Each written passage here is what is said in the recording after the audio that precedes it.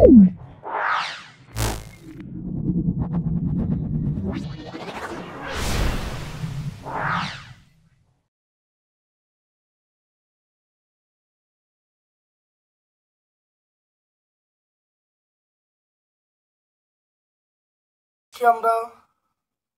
পরিবেশ বিজ্ঞানের 11তম সেট, সেটা বালিগঞ্জ গভর্নমেন্ট হাই স্কুল এবং বাগনান হাই স্কুল সলভ করছি। ভিডিওটা প্রথম থেকে তোমরা দেখো, অবশ্যই ভিডিও থেকে তোমরা উপকৃত হবে। চলে এসো আজকের প্রথম প্রশ্নে। তরলের চাপ নির্ভর করে না, তরলের চাপ কাজ করে শুধু নিচের দিকে, পাশের দিকে, ওপরের দিকে, মনে রাখবে সব দিকে সমানভাবে। আমরা অপশন ডি বলবো। তারপরে দেখো, ঘর্ষণ বল সবসময় সংস্পর্শে থাকা তল দুটির সঙ্গে কিভাবে কাজ করে? মনে রাখবে সবসময় সমান্তরালভাবে কাজ করে। তারপরে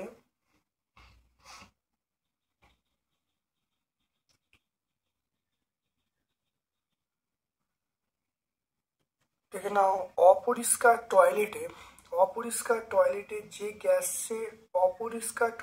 যে গ্যাসটির গন্ধ আছে সেটার নাম কি? সেটার নাম আমরা বলবো অ্যামোনিয়া। অপশন বি বলবো। অ্যালুমিনিয়াম অক্সাইড এটা আমরা বলবো অবশ্যই উভধর্মী অক্সাইড। একটি পাত্রকে আর্দ্র বায়ুতে দীর্ঘদিন ফেলে রাখলে দেখা গেল তার উপর একটা বাদামি বর্ণের আস্তরণ সৃষ্টি হয়েছে। পাত্রটি যে ধাতুর তৈরি তার নাম কি বলো? কপারের উপর বাদামি আস্তরণ পড়ে। তারপর দেখো, চাঁদের গড় অভিকর্ষণ পৃথিবীর গড় অভিকর্ষণের, এটা আমরা অপশন সি বলবো 1/6 গুণ।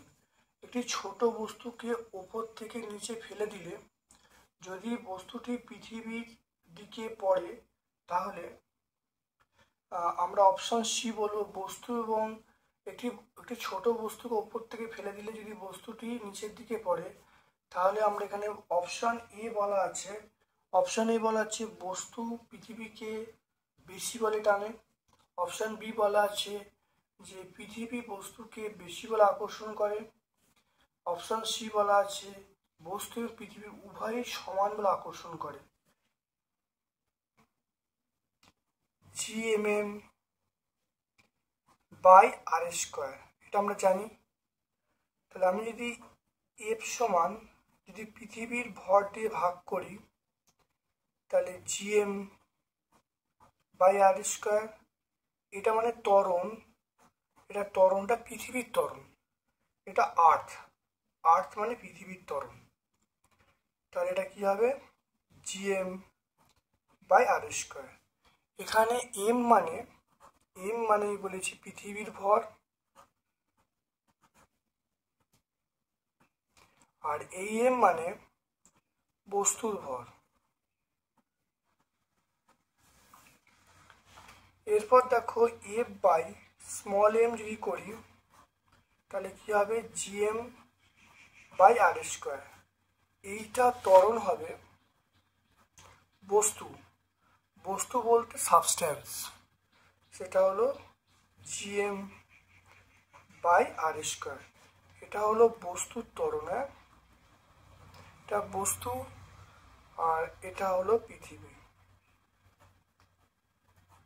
হলো, এবারে দেখে নাও, আমি দুটোকে বাই করছি। এটাকে 1 নম্বর ইকুয়েশন দিলাম, এটাকে 2 নম্বর ইকুয়েশন দিলাম। তাহলে 1/2 করলে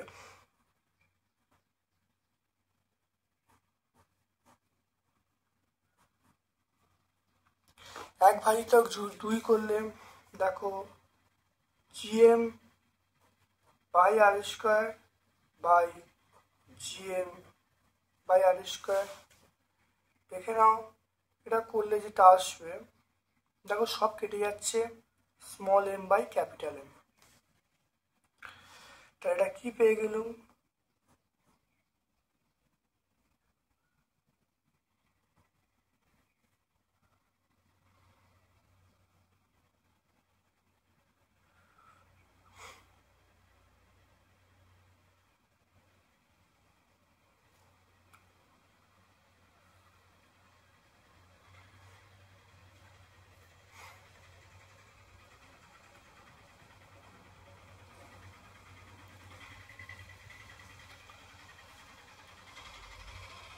দেখো এটা পেয়ে গেল, এটা বস্তুর ত্বরণ।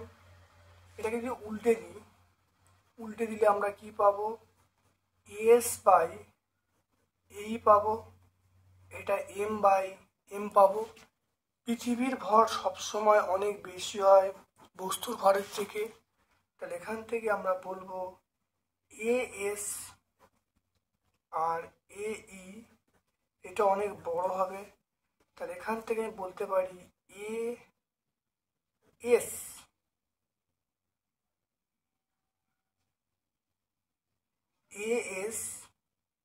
এটা বড় হবে এই থেকে।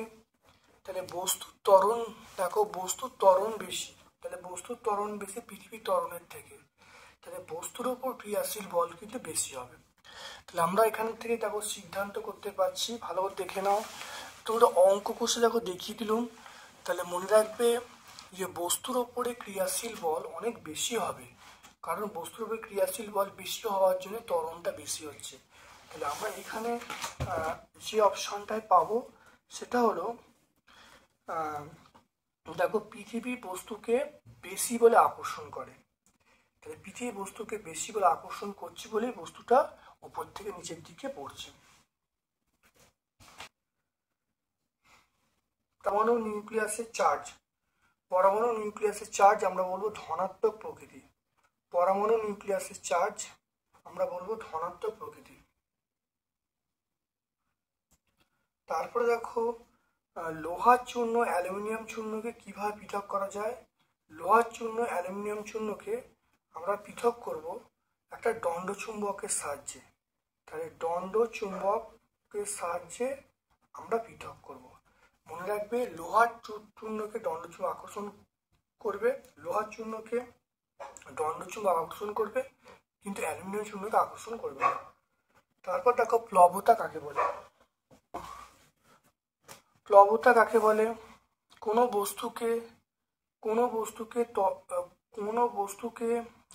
বস্তুকে তরল পদার্থে আংশিক বা সম্পূর্ণরূপে নিমজ্জিত করলে তরল পদার্থ ওই বস্তুর উপর লম্বভাবে ঊর্ধ্বমুখী বল প্রয়োগ করে, এই ঊর্ধ্বমুখী বলকে প্লবতা বলে।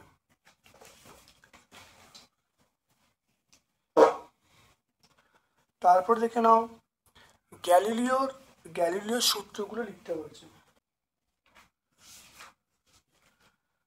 দেখে নাও গ্যালিলিওর সূত্রগুলো একই উচ্চতা এবং স্থির অবস্থা থেকে, দেখো প্রথম সূত্র একই উচ্চতা এবং স্থির অবস্থা থেকে অবাধে পতনশীল সব বস্তুর সমান দ্রুততায় নিচে নামে। নাম্বার 2, সময় বাড়ার সঙ্গে সঙ্গে পতনশীল বস্তুর বেগও বাড়ে। 3 নম্বর, সময় বাড়ার সঙ্গে সঙ্গে পতনশীল বস্তু অতিক্রান্ত দূরত্ব বাড়ে। তারপর দেখো এসআই পদ্ধতিতে চাপের একক আমরা বলবো newton per metre square. Newton per metre square হল এসআই পদ্ধতির চাপের একক। তাপ এবং তড়িতের সুপরি অধাতুর নাম।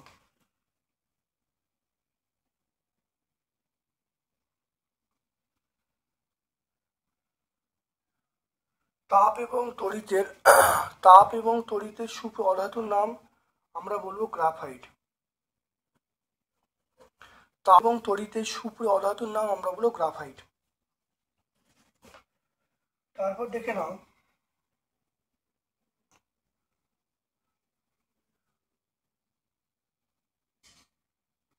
অভিকর্ষ, দেখো 3 দাগের প্রশ্ন, অভিকর্ষ ত্বরণ ড্যাশ নিরপেক্ষ। অভিকর্ষ ত্বরণ তাহলে অভিকর্ষ ত্বরণ দেখো অভিকর্ষ আমরা বলবো ভর নিরপেক্ষ। অভিকর্ষ ত্বরণ আমরা বলবো ভর নিরপেক্ষ। কোনো পরমাণুর থেকে ইলেকট্রন বর্জিত হলে ক্যাটায়নে পরিণত হয়। কোনো ইলেকট্রন বর্জিত হলে ক্যাটায়নে পরিণত হয়। মিথেনের সংকেত আমরা বলবো CH4। মিথেনের সংকেত হলো CH4।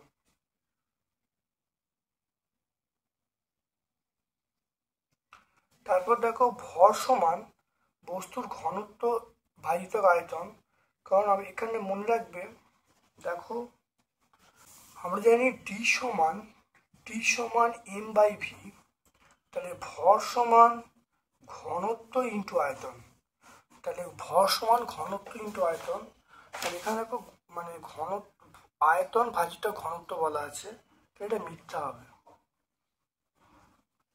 পৃথিবী যে বল দ্বারা বস্তুকে তার নিজের দিকে টানে, পৃথিবী যে বল দ্বারা বস্তুকে নিজের কেন্দ্রের দিকে টানে, পৃথিবী যে বল দ্বারা বস্তুকে তার নিজের কেন্দ্রের দিকে আকর্ষণ করে তাকে অভিকর্ষ বল বলে। এটা আমরা সত্য বলবো। তারপর দেখো নাইট্রোজেন ডাইঅক্সাইডের বর্ণ নীল, এটা নাইট্রোজেন ডাইঅক্সাইডের বর্ণটা কিন্তু বাদামি হয়, হ্যাঁ এটা বাদামি হয়, তো এটা আমরা মিথ্যা বলবো। তাহলে দেখো আমরা বলবো, দেখো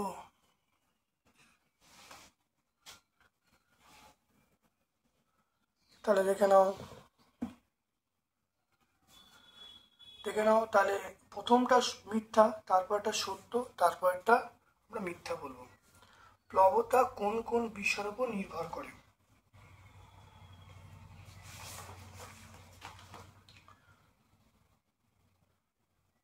না, প্লবতা কোন কোন বিষয়ের উপর নির্ভর করে? দেখো প্লবতা নির্ভর করে বস্তুর অপসারিত, দেখো ভিডিজি, তাহলে প্লবতা নির্ভর করে তাহলে আয়তনের উপরে, অর্থাৎ বস্তু যে পরিমাণ তরল অপসারণ করে তার আয়তনের উপরে। নাম্বার 2 হলো ঘনত্বের উপরে। নাম্বার 3 হলো অভিকর্ষ ত্বরণের উপরে। তাহলে প্লবতা এই 3টে বিষয়ের উপর নির্ভর করে।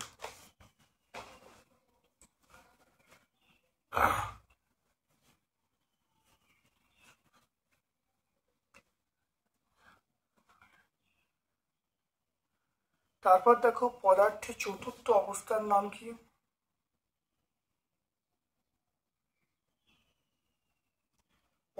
পদার্থের চতুর্থ অবস্থার নাম আমরা বলবো প্লাজমা। তাহলে প্লাজমা হলো পদার্থের চতুর্থ অবস্থার নাম। আইসোটোপ কাকে বলে উদাহরণ দিতে বলছি।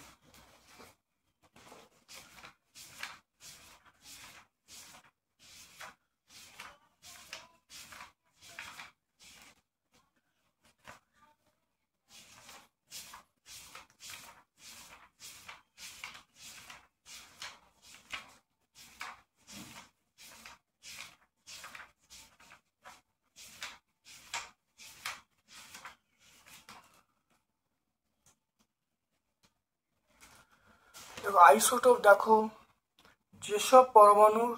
যেসব পরমাণুর প্রোটন সংখ্যা সমান কিন্তু নিউট্রন সংখ্যা আলাদা, তাদের পরস্পর আইসোটোপ বলে। উদাহরণ 1H1, 2H1, 3H1, এগুলো উদাহরণগুলো হলো।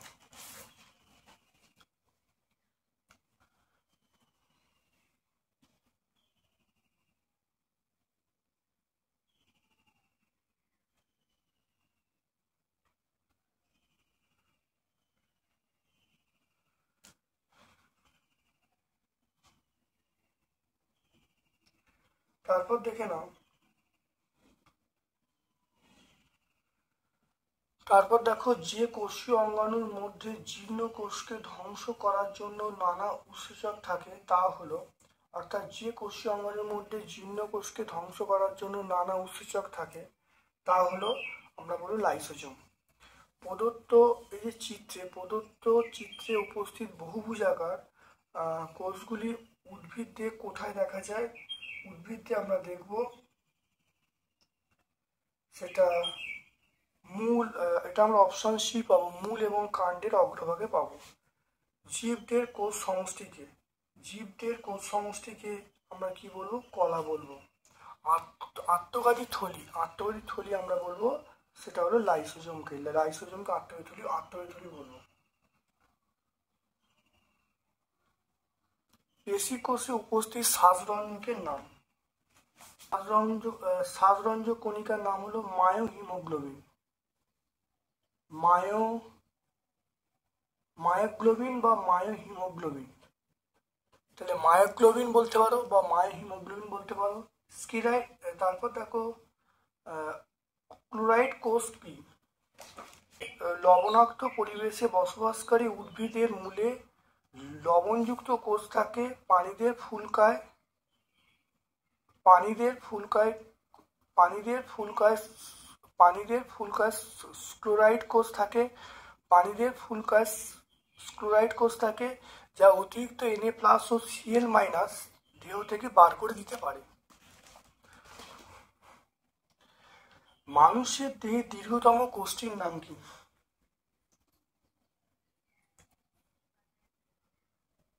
মানুষের দেহে দীর্ঘতম কোষটির নাম আমরা বলবো স্নায়ুকোষ।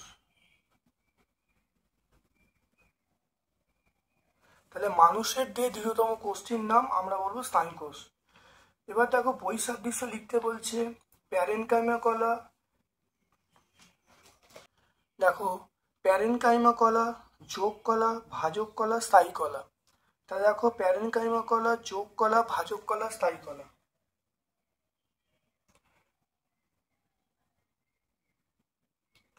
এটা মনে রাখবে, যোগ কলা। তাহলে প্যারেনকাইমা কলা, যোগ কলা, ভাজক কলা, স্থায়ী কলা। এটা প্যারেনকাইমা কলা, ভাজক কলা, স্থায়ী কলা উদ্ভিদ কলা। যোগ কলা এটা হলো পানি দিয়ে দেখা যায়।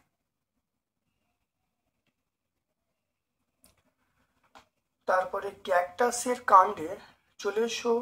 ক্যাকটাসের কাণ্ডের কোষের জল সঞ্চয় উপাদানের নাম কি?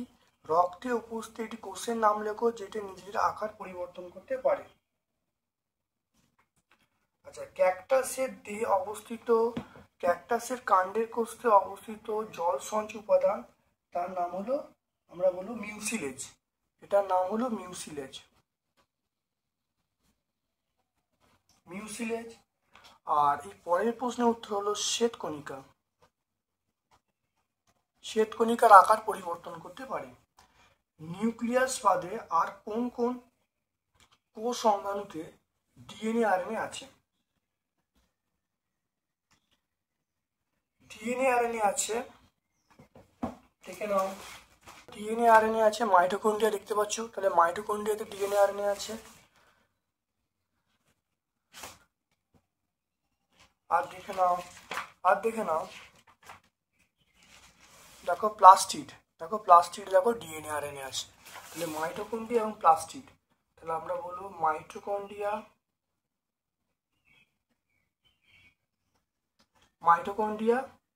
আর বলবো প্লাস্টিড। তাহলে নিউক্লিয়াস বাদে ডিএনএ আরএনএ থাকে, একটা হলো মাইটোকন্ড্রিয়া আর একটা প্লাস্টিড। আগের প্রশ্নের উত্তর হলো, প্রথমটার পার্টের উত্তর হলো মিউসিলেজ, আর তারপর হলো শ্বেতকণিকা। আর সংক্ষেপে মাইটোকন্ড্রিয়ার গঠন, চিত্র সব বর্ণনা করতে বলছে। এখানে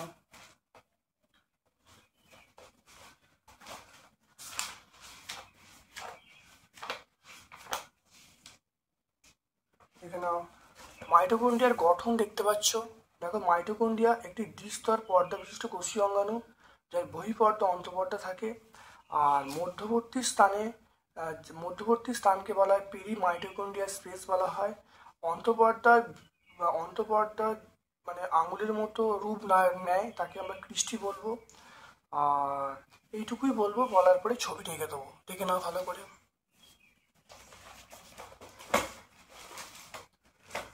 তাহলে আমরা 11তম স্কুলটা সম্পূর্ণ সলভ করলাম। তাহলে ইউনিট 1-এ অর্থাৎ ইউনিট 1 বা সামেটিভ 1-এ রায়ান মার্টিনটি 11টাই পেজ আছে। 11টা পেজ পুঙ্খানুপুঙ্খ ব্যাখ্যা করা হলো। প্রত্যেকটা ভিডিও তোমরা দেখবে। আশা করি ভিডিও থেকে তোমরা উপকৃত হবে। তোমাদের সকল বন্ধু বান্ধবের মধ্যে ইউটিউব চ্যানেলটা শেয়ার করে দিও। আমার পক্ষ থেকে সকলকে ধন্যবাদ এবং শুভকামনা জানাচ্ছি।